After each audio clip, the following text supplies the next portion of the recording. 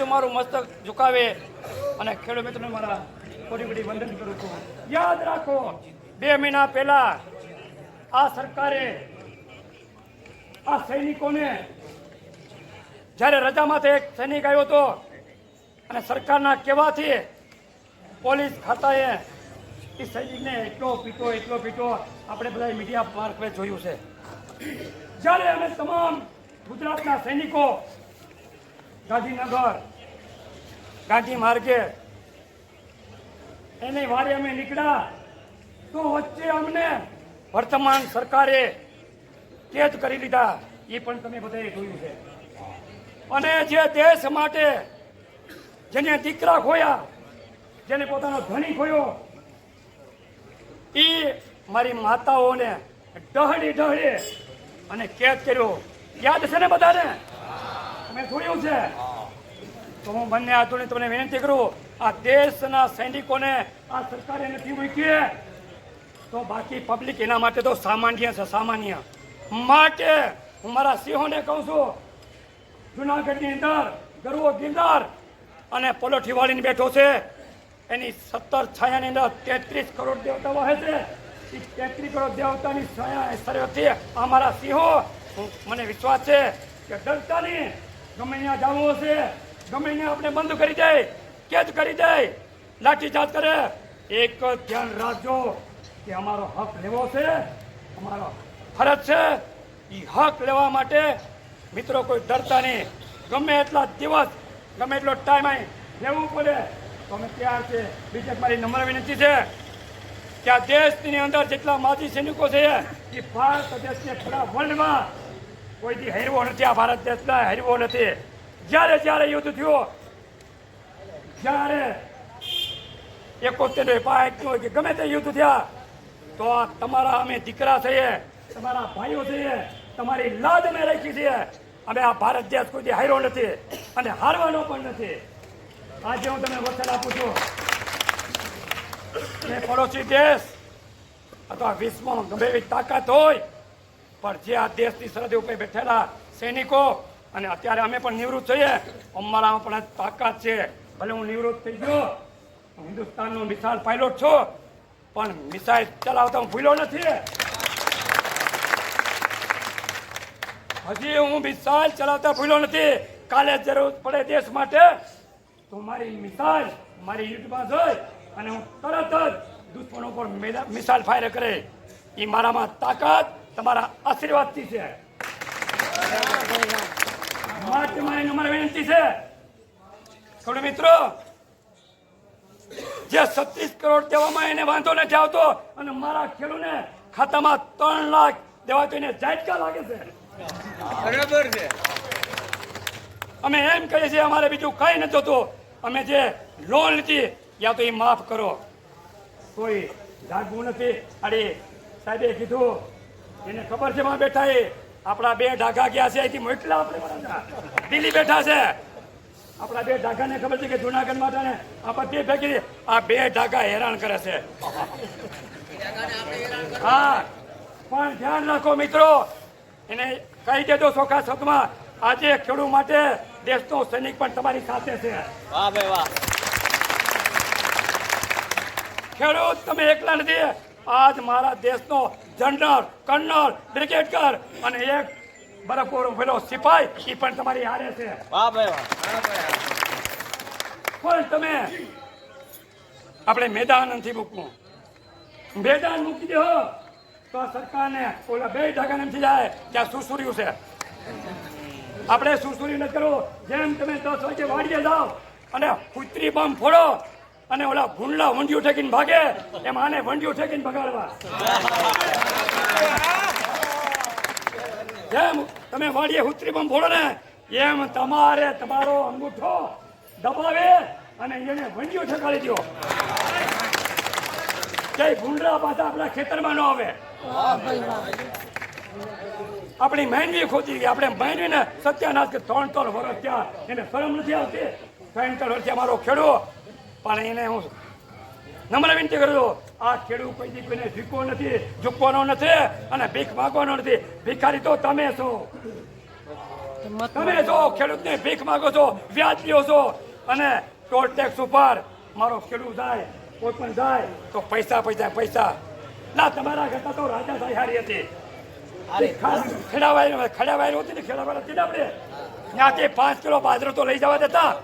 5 kilo બાજરો લઈ જાઓ, છોકરાને ખવડાવો, પણ તમારા પેટ નથી ભરાતા એટલે તમે મંત્રીમંડળ બદલી કરો, બીજાનો વારો આવે, ત્રીજાનો વારો આવે, આ ખેડૂતનો વારો ક્યાં જાય? એકબીજા ભીખાઈ વાળા સાંભળો, 17 નું મંત્રીમંડળ હતું, 17 જણાનું, 17 હાંડલા નહોતા હસવાતા, હવે એના હિતાવી ગયા. આ હિતાવી હાંડલા નહોતા, હવે હિતાવી ખૂટ્યા ભેગા કર્યા. હવે આ હિતાવી ખૂટ્યા આપસમાં બાદ છે તો અમારા ગરીબોનું ખેડૂતનું કામ ક્યારે થાય? માટે હું નમ્ર વિનંતી કરું છું કે આને આપણે પ્રેમથી જવાબ દેવો, શાંતિથી જવાબ દેવો. કોઈ એવો કાનૂન આપણા હાથમાં નહીં લેવાનું જેને કારણે જે કાનૂનને લઈને ફરે છે એ આપણી ઉપર હાથ ઉપર ન કરે. એટલે આપણે ક્યાંય જો શાંતિથી બેટા એ રીતે જ આપણે હવે એને બધી ખબર છે કે આવો જેટલા આવો એટલા આવો હોય તો સાહેબને હું નંબર દીધો. તમારા કરતા મેં દેશ માટે બલિદાન દીધું તો કલેક્ટરને કહેવા માંગુ છું, કલેક્ટરને કહેવા માંગુ તમે સીટ માટે ભાઈ તમે શું કર્યો? ખુરશી માટે માત્ર ને માત્ર મારા ખેડૂતના ગળા કાપો છો. માત્ર ને માત્ર મારા મજૂરોને હેરાન કરો છો. અગર તમને એમ હોય તો આજે અડધી કલાકમાં તમને ખબર પડતો હોય હેઠું આવવું પડે અને જે આ ગરીબોના ત્યાં ખેડૂતોના પ્રશ્નો છે એ હંતે મોઢે લેવા પડે. પણ સાહેબ તમને શરમ આવી જોઈએ. કાચલીમાં પાણી લઈને ડૂબી મરવું પડે. એક અમારો રાજા કલેક્ટર છે. સરકાર તો આજ છે ને કાલ નથી. સરકાર તો આ પ્રજા કાલ પડતી નાખે. પણ જે કલેક્ટર સાહેબ છે એ અમારો રાજા છે. જુનાગઢનો રાજા કલેક્ટર છે અને એ આ ખેડૂતને દર્શન દેવા માટે નથી આવતા. તો સાહેબ હું તમને કહું છું ધિક્કાર છે તમને તમારી ખુરશીને. મુકામે તમે આ સરકારના ઈશારા માટે કામ કરતા લાગો. સરકારના ઈશારા માટે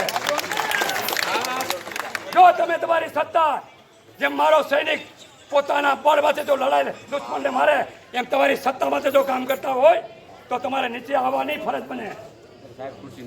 માટે સાહેબ તમને નમ્ર વિનંતી છે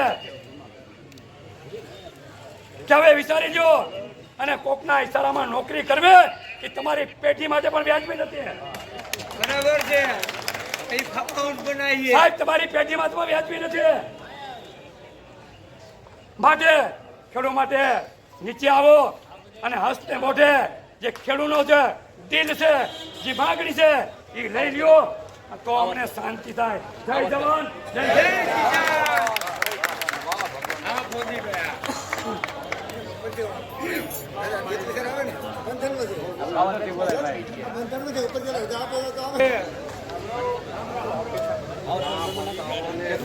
મોટા ભાગના ખેડૂતો અમિત પટેલ કોંગ્રેસ પક્ષ તરફથી ખેડૂતના દીકરા તરીકે તમારી વચ્ચે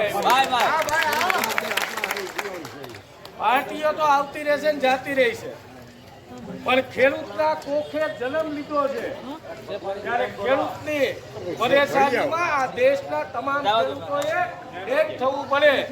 એટલે આપ સૌ લોકોને વિનંતી કરવા માટે આવ્યો છું. હું હોય કે પાલભાઈ હોય, કોંગ્રેસના ભલે અમે હોદ્દેદારો હોઈએ પણ સૌથી પહેલા અમે ખેડૂતની કુખે જન્મ લીધો છે એટલે અમારી નૈતિક જવાબદારી બને છે કે ખેડૂત બનવા માટે આપ સૌ લોકોને અહીંથી અવાજ એવો કરો કે રાણા વસિયા સાહેબ ને ખબર પડે ખેડૂત એટલા આવ્યા. બોલશો કે નહીં? જય જવાન, જય જવાન, જય જવાન. બધાએ ઘણી બધી વાત કરી પણ મારે તમને બધાને પૂછવું છે કે ખેડૂત આટલી કપરી પરિસ્થિતિમાંથી પસાર થાય અને સરકાર એ આપણી અમુક ધ્યાન ન દે. આપણા ભાઈએ કીધું ને કે હિતાવી એને કાંઈ પૈડી ના હોય, સરકાર આપણને ચોકલેટ ચગરવા માટે આપે, લોલીપોપ આપે, પણ ખેડૂતોએ નક્કી કરવાનું છે કે તમે પહેલા ખેડૂત બનો. આપણે અંદરો અંદર વિખાઈ જઈએ છીએ. આહિર સમાજ હોય, કોળી સમાજ હોય, પાટીદાર હોય, દલિતનો દીકરો હોય, મુસ્લિમનો દીકરો હોય કે કોઈ પણ સમાજનો દીકરો હોય, આ વાડામાં વેચવાનું કામ એ આ સરકારે કર્યું છે. આપણે સૌથી પહેલા ખેડૂતના દીકરા છીએ એટલે ખેડૂતની એકતા બનાવો. આ પટેલનો, પાટીદારનો ખેડૂત, આ આહિરનો ખેડૂત, આ કોળીનો ખેડૂત, હે આ દલિત સમાજનો ખેડૂત, આમાં ખેડૂતની જાત હોય કે ન હોય? ખેડૂતે એક થવું જોઈએ કે ના થવું જોઈએ? કોઈ પણ સમાજનો દીકરો હોય એ ખેડૂતનો દીકરો પહેલા કે રೈತનો? ખેડૂતનો પહેલા ને? તો હું તમને આજથી કહું છું કે ખેડૂત એક થઈ જાવ. કોઈના બાપની તાકાત નથી કે આ સરકાર જો ડરતી હોય તો એ ખેડૂતોથી ડરે છે. અને આ દેશ એક ખેતી પ્રધાન દેશ છે. તમે તમારી ઘેરે અન્ન ઉગાડો અને એનાથી રોજીરોટી મળે, એનાથી પેટ ભરાય, અને ત્યારે આ નેતાઓ ગાડીઓમાં ને એસીમાં બેસીને વાતો કરે. હે મારે પૂછવું છે આ ઉદ્યોગપતિઓને કે એવું એક દૂધ નીકળ્યું કે આપણો દીકરો જન્મો હોય અને કેમિકલ પીવડાવો તો જીવે? એને પોષણ મળે? એ માલધારીનો દીકરો દૂધ લઈ આવે અને ઈ ગામમાં વેચે તો ઈ ઉદ્યોગપતિનો દીકરો જીવી શકે છે. જો ખેડૂત નક્કી કરે કે આપણા ઘરમાં, આપણે કે આપણે જ્યાં રહીએ છીએ ત્યાં આપણે જોઈએ એટલા જ ઘઉં ઉગાડવા, તો આવડા દીકરા બેવડીના વળી જાય, ઘઉં વળી જાય. ચાઇના હોય કે જાપાન ખેડૂત ઘઉં બનાવી શકવાનો એવું કેમિકલ આવ્યું છે? એવું કઈ એની પ્રોડક્શન આવી કે બનાવી શકવાના? તમારામાં તાકાત હોય તો બનાવો તો ઘઉંનો દાળો, તમારામાં તાકાત હોય તો બાજરી ઉગાડી દો અથવા તો બનાવી દો. પણ ખેડૂતનો દીકરો એ ખેતીમાં પોતાની જાત મહેનત કરી અને ધન પેદા કરે છે. ત્યારે ખેડૂત પરેશાન છે, ત્યારે અહીંયાના ઉદ્યોગપતિઓનું આ સરકાર કરતી હોય તો ખેડૂતનું દેવું માફ કરવું જોઈએ, માફ કરવું જોઈએ, માફ કરવું જોઈએ. અને આ સૌ લોકોને વિનંતી છે, કોઈ પાર્ટીની વાતમાં ન આવતા, કોઈ પક્ષ એમ છે કે આમને તેમને, પણ સૌથી પહેલા ખેડૂત બનો અને ખેડૂત બનીને આ સરકાર સામે જજુમીએ, લડીએ. 100% આપણે આપણો હક માંગીએ છીએ. આપણે ક્યાંય ભીખ નથી માંગતા અને આપણે અધિકાર છે. એટલા માટે આપ સૌ લોકોને કહું, સંગઠિત થઈ અને ખેડૂત બનીને આ લડાઈ લડીએ. જય હિન્દ, જય ભારત. તમારી સામે ઓપ્શન મૂકું છું. ત્યાંથી આવ્યું ઈ એમનું કહેવું એવું છે કે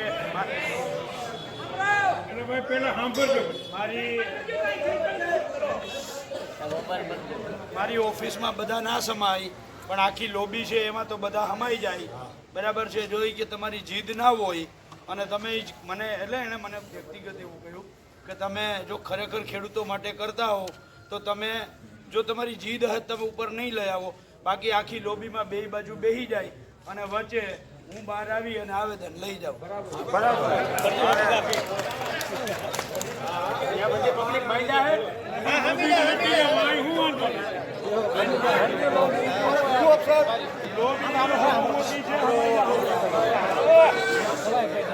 બીજો ઓપ્શન કે આમરો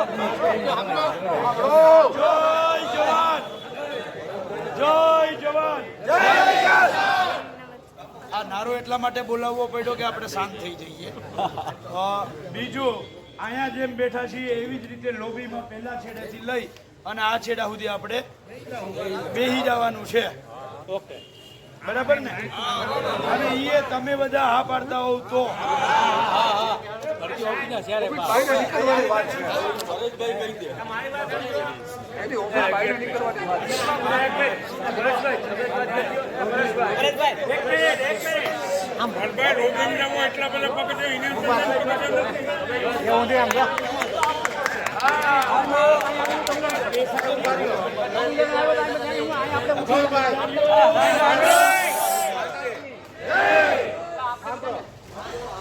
પહેલી વાત એ છે આ નિર્ણય મારે કરશનદાસ બાપુને, હરેશભાઈને, પાલભાઈને, ડાયાભાઈને કોઈ જ નથી દેવો. આ ખેડૂતનો પ્રશ્ન છે, ખેડૂત નિર્ણય કરે. તો અહીંયા આવી જાવ. પાલભાઈ બરાબર ને? પાલભાઈ જોઈને આવ્યા છે. પાલભાઈનું આમ તો મેં ઘણા આંદોલનો સાથે હોય. પાલભાઈનું માર્કિંગ થોડુંક સારું હોય છે બીજા કરતાં. હવે સાંભળો, આપણે